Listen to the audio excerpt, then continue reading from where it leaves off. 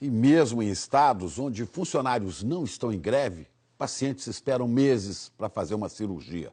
O governo federal prometeu, mas depois de um ano, ainda não conseguiu reduzir a fila para cirurgias que não são de emergência. Nem metade dos pacientes consegue fazer as cirurgias. E algumas são procedimentos simples que poderiam aumentar em muito a qualidade de vida dessas pessoas, né, Juliana? Chico, tem vários casos para retirada de catarata, de nódulo na tireoide, cirurgias ortopédicas. Mais de 300 mil pacientes não conseguiram cirurgia. O Ministério da Saúde pediu para os estados uma lista única de cirurgias eletivas para saber o tamanho do problema. Mas o Distrito Federal, por exemplo, ainda não tem a fila única. E Goiás informou que nem terá. Atividades simples, como lavar a louça, agora são um desafio. Desde que recebeu o diagnóstico de catarata há 2 anos, o Reginaldo aguarda para ser chamado pela rede pública de Goiás para fazer a cirurgia que pode trazer de volta a visão. Ele é pintor e quer voltar a trabalhar, mas está com apenas 10% da visão e só em um dos olhos. Fica difícil para mim poder locomover um copo para o outro. De vez em quando eu estou chutando um copo. O Aloísio mora em Brasília e está na mesma situação. Ele é aposentado, mas faz bicos como vendedor e precisa da cirurgia de catarata no olho esquerdo. O encaminhamento para a cirurgia foi feito por uma médica do SUS em setembro do ano passado. Mas até agora ninguém deu uma previsão de quando ele pode ser chamado. Mandaram eu esperar. Aguardo em casa que um dia chama. O olho direito até que eu enxergo mais razoável, mas o de esquerdo, cada dia estou perdendo mais. O Aloísio deveria estar numa lista única de pacientes que aguardam por essa cirurgia no Distrito Federal. Dessa forma, poderia saber quantas pessoas estão na frente dele e ter uma ideia de quando poderá ser chamado.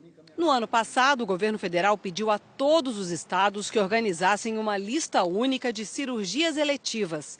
Aquelas que não são emergenciais, que podem ser marcadas e que encaminhassem essas informações ao Ministério da Saúde. A ideia era estimular os governos municipais e estaduais a se organizarem para saber quantos pacientes aguardam por cirurgia em cada área específica e tentar reduzir o tempo de espera fazendo mutirões, por exemplo.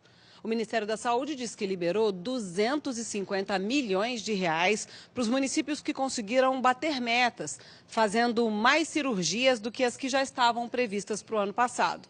Mas não informou quantos fizeram isso. O governo federal calculou que 667 mil pacientes precisavam fazer algum tipo de cirurgia eletiva ano passado. 300 mil foram feitas. O que nós esperamos? Uma reorganização da fila, para que todos os gestores tenham noção da sua fila cirúrgica, para que nós tenhamos mais informações e que esse recurso venha, sem dúvida alguma, chegue na população. Seu Beneval, que mora no Tocantins, ainda não conseguiu fazer a cirurgia no joelho. Há 3 anos, sofreu um acidente e rompeu o ligamento. Desde então, tenta marcar a operação sem sucesso.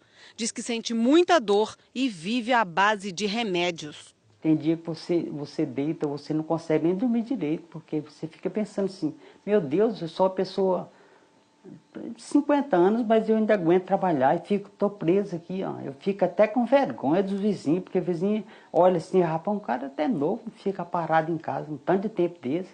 Mas como que eu vou trabalhar?